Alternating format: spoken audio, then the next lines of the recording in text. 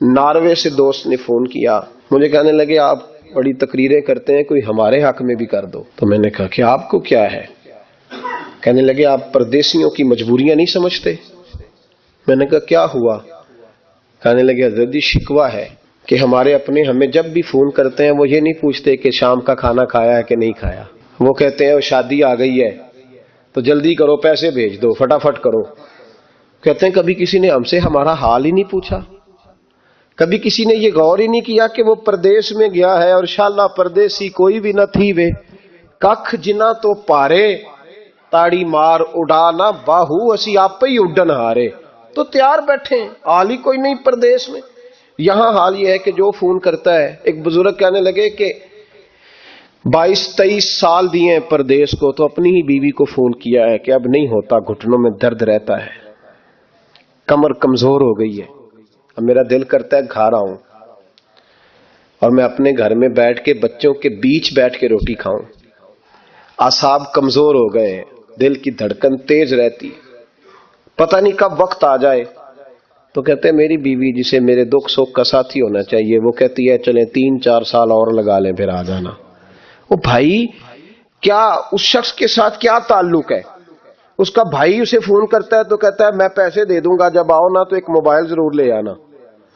اس کو لوگ فون کرتے ہیں، رابطہ کرتے ہیں کہ جناب وہ ایک چھوٹی سی چیز، وہ میں پیسے دے دوں گا، تو پیسے دینے ہیں تو یہاں سے کون سی چیز نہیں ملتی؟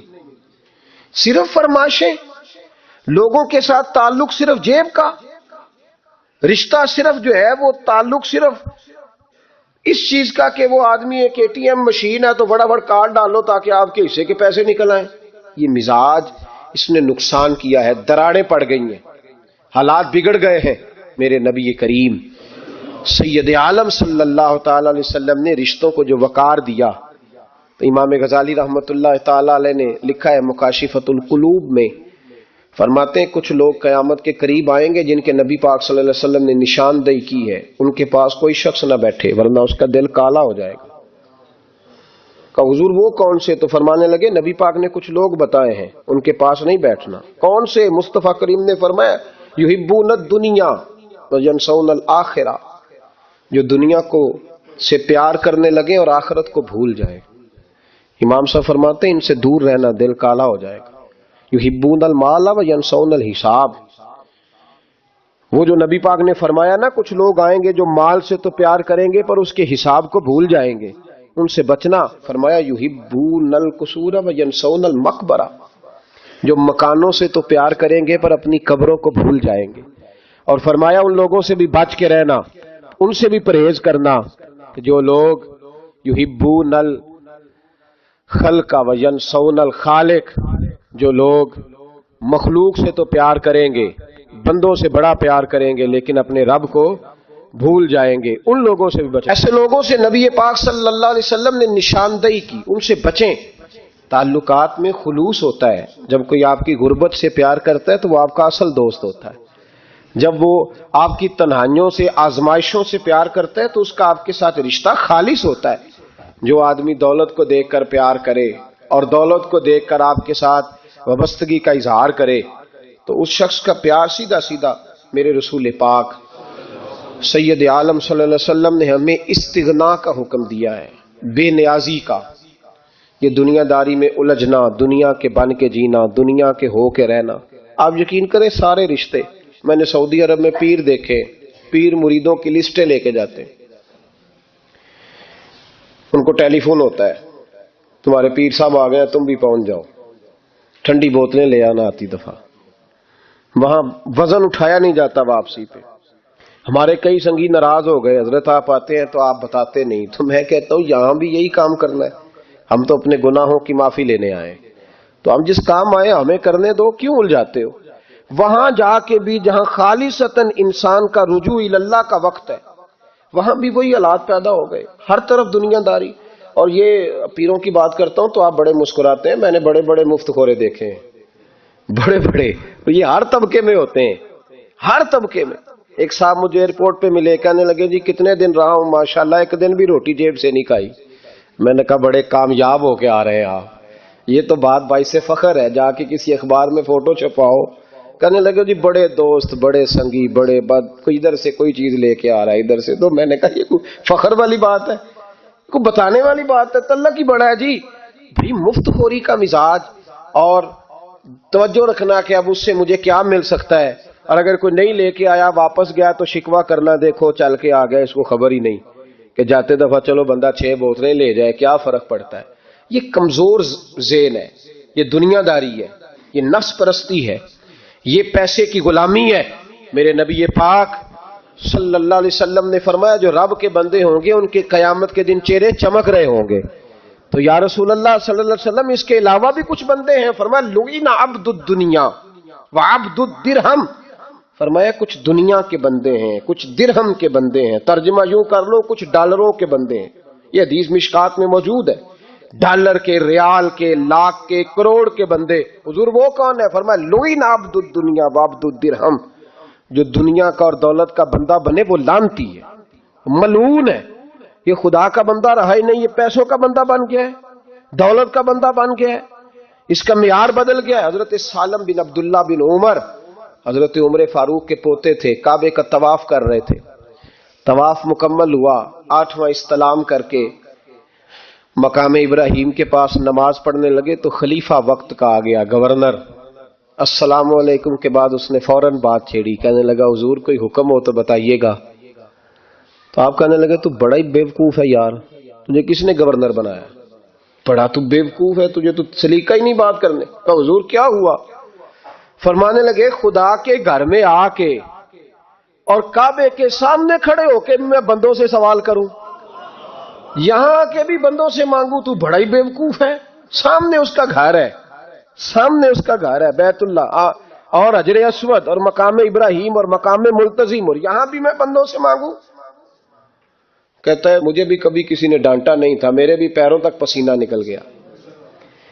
تو میں مسجد الحرام سے باہر نکل کے، یوں سمجھ لیں کہ جب لوگ باب عبدالعزیز سے یا باب فہد سے باہر آ جاتے ہیں، کہتے ہیں باہر نکل کے نا میں کھڑا ہو گیا. میں نے کہا چلو فارغ ہو کے آتے ہیں تو بات کرتا ہوں. حضرت فارغ ہو کے آئے تو میں نے کہا حضور اب تو بیت اللہ سامنے نہیں، اب بھی کوئی سوال کرے. تو فرمانے لگے اچھا ضروری ہے؟ کہا حضور ضروری ہے. تو فرمانے لگے چل پہلے بتا تجھ سے دین مانگوں کہ دنیا مانگوں، بول. تو کہنے لگا حضور میرے پاس تو دنیا ہی ہے، دین تو آپ کے پاس ہے. جب یہ جواب دیا تو حضرت سالم چلنے لگے اور چلتے چلتے فرمانے لگے جا اپنا کام کر، دنیا تو میں نے اس سے کبھی نہیں مانگی جس نے دنیا بنائی ہے، میں نے اس سے نہیں کبھی مانگی، تو کیا حیثیت رکھتا ہے؟ میں نے تو اس سے بھی جب بھی مانگا ہے یا اس کا قرب مانگا ہے یا اس کے رسول کی غلامی مانگی ہے، تو اس سے نہیں مانگتا جس نے بنائی ہے. تو کیا دے سکتا ہے؟ تیری کیا حیثیت ہے؟ تو بھائی ان لوگوں نے قریب پھٹکنے نہیں دیا، ان کے قریب یہ چیز آئی نہیں، بے نیاز لوگ تھے، توجہ ہی نہیں تھی. حضرت محبوب سبحانی غوث اعظم شیخ عبد القادر جیلانی رضی اللہ تعالیٰ عنہ، آپ ایک کاروبار بھی کرتے تھے، تو آپ کا کچھ مال آ رہا تھا جہاز کے ذریعے. ایک بندے نے خبر دی کان میں حضور جہاز ڈوب گیا. فرمانے لگے الحمدللہ الحمدللہ. ڈوب گیا جناب، یہاں جہاز ڈوب جائے تو بندہ بھی ڈوب جاتا ہے. کہتے ہیں صاحب انتقال کر گئے، 10 لاکھ کا نقصان ہو گیا تھا، مال ڈوب گیا پورا جہاز ہی. فرمایا الحمدللہ، اور تم نے جلدی کی خبر دینے میں سبق پڑھا رہا تھا، کیوں مجھے دخل اندازی دی تم نے میرے کام میں، کیوں دخل اندازی کی؟ سب الحمدللہ. تھوڑی دیر کے بعد اس نے پھر کان میں کہا حضور وہ غلط خبر تھی، جہاز بچ گیا. فرمانے لگے الحمدللہ. پھر شاگردوں سے کہنے لگے میرا چہرہ دیکھ رہے تھے پہلی خبر کے بعد بھی، اس خبر کے بعد بھی؟ کہا حضور دیکھ رہے تھے. فرمایا کوئی تبدیلی تو نہیں آئی؟ کہا حضور نہیں. فرمانے لگے شکر الحمدللہ، رب نے میرا دل دولت سے نہیں جوڑا، اپنی ذات کے ساتھ جوڑ کے رکھا ہوا ہے، تبدیلی تو نہیں آئی. یہاں تو ٹینشن ہی ٹینشن ہے، ڈپریشن ہی ڈپریشن. اور بات کس کی ٹینشن ہے؟ پیسے کوئی نہیں، دولت کوئی نہیں. کوئی چکر چل جائے نا کبھی، اس سے بھی کبھی پوچھ جس کے پاس ہے وہ تجھ سے زیادہ غریب ہے، اس سے کبھی پوچھ وہ تجھ سے زیادہ آزمائش میں ہے. غریب شہر تو فاقوں سے مر گیا، لیکن امیر شہر نے ہیرے سے خودکشی کر لی. اس کو بھی تو پوچھ اس کا کیا حال ہے. دانش منداں دا کم نہیں، دل دنیا نہ لانا، اس ووٹی کئی خامد کیتے تے جو کیتا سو کھانا. یہ تو کام ہے اس کا. بڑے آئے بڑے چلے گئے، بڑے آئے بڑے نکل گئے، توجہ ہی نہیں، مزاج ہی نہیں. حضرت مولا علی شیر خدا علی المرتضی امام الاولیاء صاحب صدق و صفا داماد مصطفیٰ صلی اللہ علیہ وسلم اسد اللہ حضرت علی شیر خدا رضی اللہ تعالیٰ عنہ کوفے کے چوک میں کھڑے تھے تو کہہ رہے تھے یار میرے نا طامت پرانی ہو گئی ہے، یہ میں نے زرہ بیچنی ہے، کوئی بندہ مجھ سے خرید لو تاکہ میں نئی طامت لے لوں۔ تو ایک بندہ کان میں کہنے لگا حضور طامت کے پیسے بھی نہیں، فرمانے لگے پیسوں کو چھوڑ، علی کا سینہ دیکھ، اللہ نے ایمان کی دولت سے بھرا ہوا ہے۔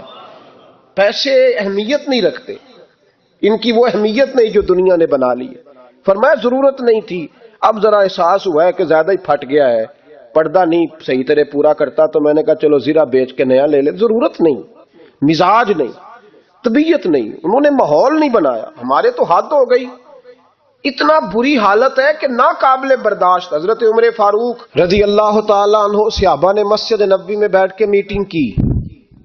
عمر کی تنخواہ بڑی تھوڑی ہے مال غنیمت میں سے، اب تو عمر کے پوتے بھی ہیں، نواسے بھی ہیں، رشتہ داریاں بھی ہیں، تعلق بڑھ گئے ہیں اور عمر فاروق بوڑھے بھی ہو گئے۔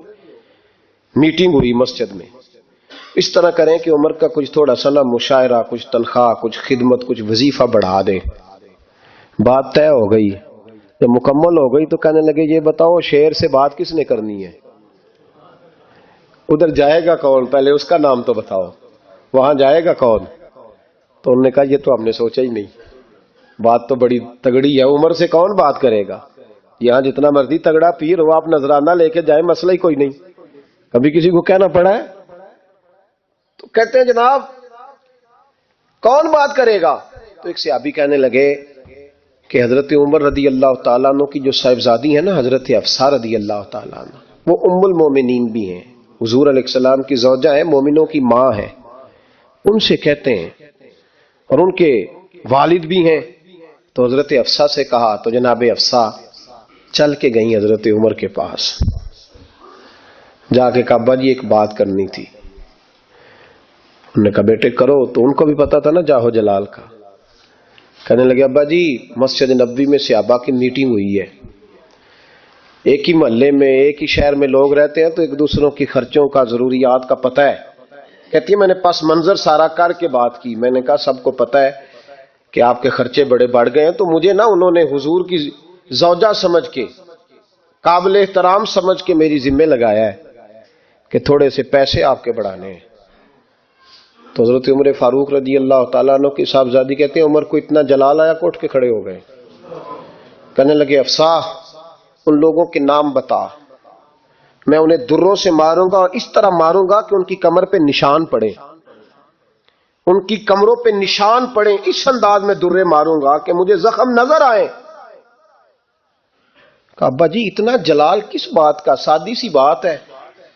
تو سیدنا عمر فاروق رو پڑے، کہنے لگے سادی سی بات ہے، میرے لیے مسجد نبوی میں بیٹھ کر میٹنگ ہوتی رہی کہ عمر کو دولت دینی ہے، لوگوں نے یہ مجھے سمجھ لیا ہے، مسجد نبوی میں بیٹھ کر میرے لیے یہ میٹنگ ہوتی رہی کہ عمر کو پیسے دینے ہیں، اس کو دولت کے ساتھ ہم نے نواز رہے، مسجد نبوی میں میرے لیے کس کو یہ جرت ہوئی؟ فرمایا حفصہ کاش کہ تو میرے پاس پیغام لے کے نہ آتی، کوئی اور آتا اور پھر میں اسے دروں سے مارتا۔ حضرت حفصہ کہتی ہے میں خاموش ہوئی تو میری طرف دیکھ کے فرمانے لگے بتا نا، تو نبی پاک کے گھر میں رہتی تھی، میرے مصطفیٰ کا طریقہ کیا تھا، کرنا بات اس طریقے پہ میرے ساتھ گفتگو کر۔ تو حضرت حفصہ کہتی میں رو پڑی، میں نے کہا ابا جی غلطی ہو گئی، آئندہ نہیں کروں گی۔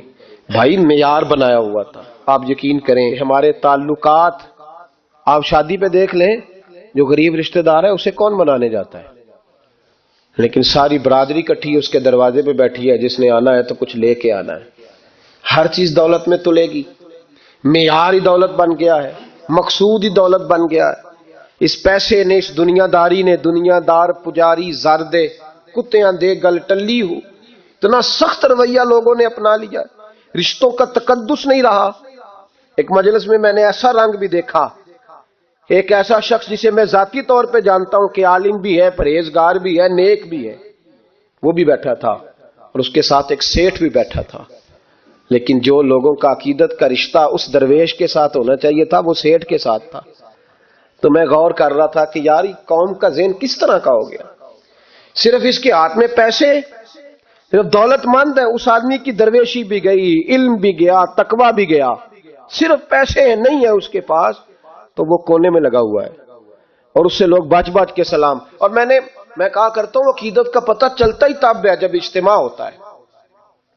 अकेले दरवेश बैठे हैं तो सब झुक के सलाम लेते हैं, और जब वो 2 MNA के बीच, 3 MPA के बीच, 5-7 सेठों के बीच बैठेगा, फिर तेरी अकीदत का पता चलेगा। फिर पता चलेगा तेरा अल्लाह के बंदे से रिश्ता किस तरह का है और दौलत के बंदे के साथ रिश्ता किस तरह का। हमारे रवैयों के अंदर ये फर्क है कि हम उस वक्त आदमी को तोलते हैं कि इसके पास दौलत किस तरह की है।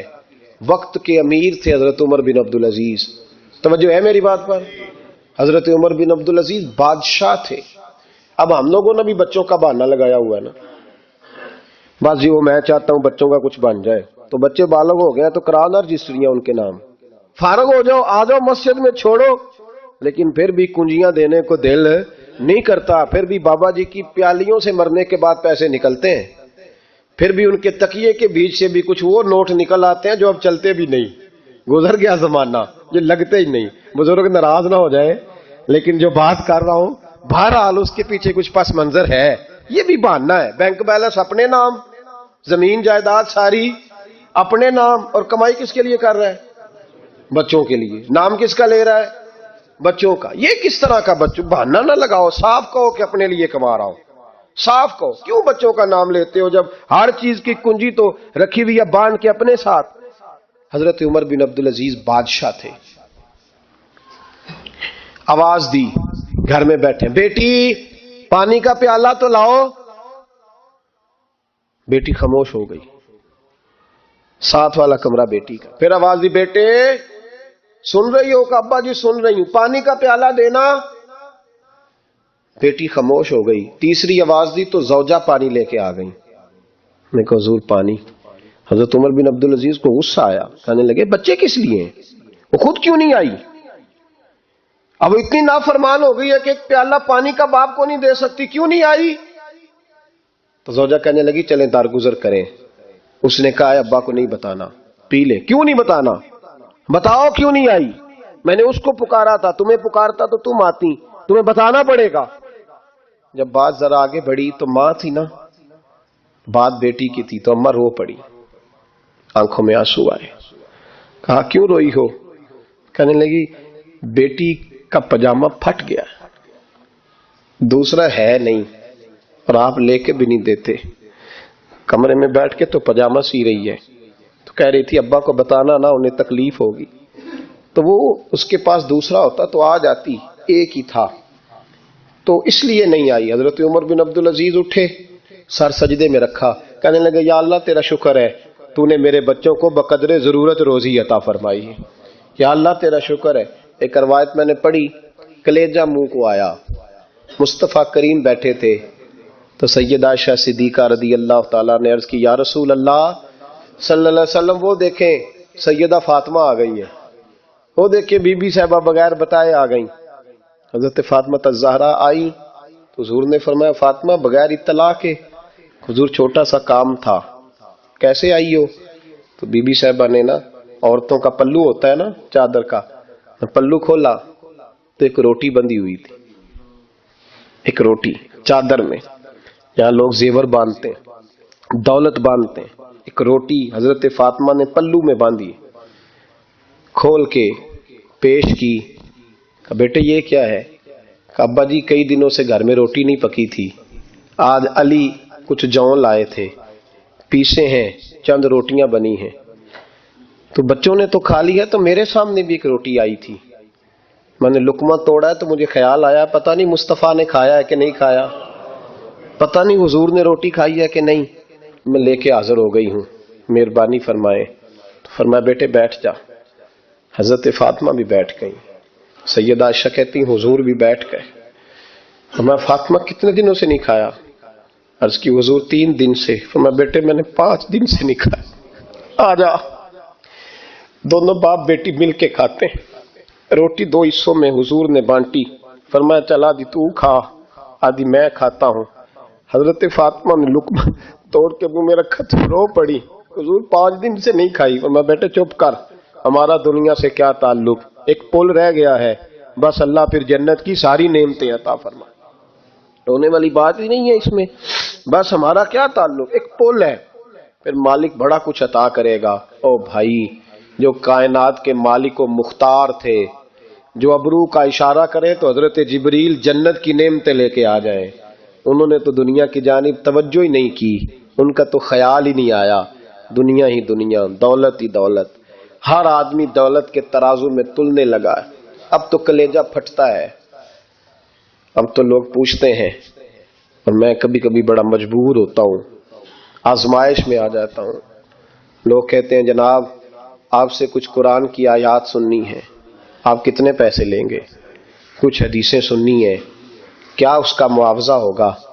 آپ سے اس نبی کا نام سننا ہے جس کا آپ کھاتے ہیں، جس کے نام پر آپ نے عزتیں لی ہیں، ان کا نام سننا ہے، آپ کا ریٹ کتنا، آپ کتنے میں بیچیں گے؟ وہ نعت جو غذا ہے وہ کتنے میں بکے گی؟ جب دنیا داری کا یہ حشر ہو جائے کہ وہ رسول اگر ان کا نام نہ رہے تو ہماری سانسیں ہی نہ چلے، ان کا نام بھی جب اس طرح کمرشل کر کے لیا جائے اور اس طرح وہ چیزیں بھی ریٹ میں آ جائیں، تو بھائی اس سے بڑی اور دنیا داری کیا ہوگی؟ میرے رسول کریم سید عالم نور مجسم صلی اللہ علیہ وسلم نے اس دنیا کو محبوب نہیں رکھا،